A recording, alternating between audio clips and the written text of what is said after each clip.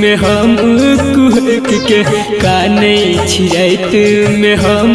कुहक के रहे के जान तू हंस हंस के रहे के जान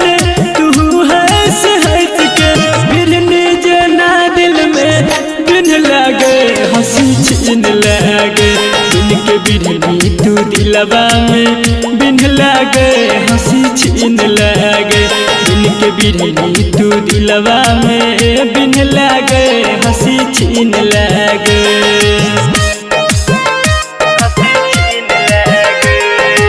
आप सुन रहे हैं संदीप सुमन को।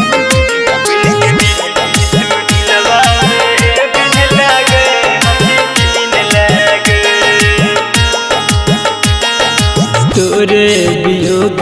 में हरदम कनै छी सोची सोची हम पल पल मरै छी बुझले न हमर मजबूर जान गे करते न ये कोनो तो काम गे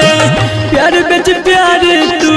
किन लागे हंसी छीन लागे प्यार बेच प्यार तू किन लागे हंसी छीन लागे बिन के बिरनी तू दिलवा में बिन लागे हंसी छीन लागे बिन के बिरनी तू दिलवा में बिन लागे हंसी छीन लागे।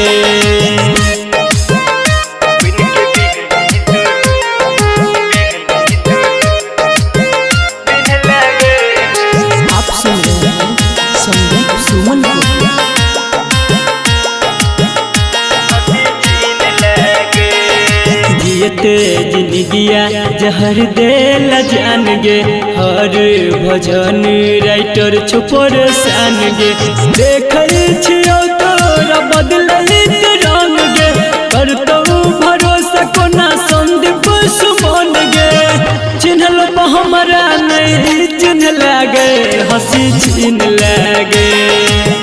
चिन्हल हमरा नहीं चिन्ह लागे हंसी छीन लागे बिन के बिरनी तू दिलवा में बिन लागे हंसी छीन लागे बिन के बिरनी तू दिलवा में बिन लागे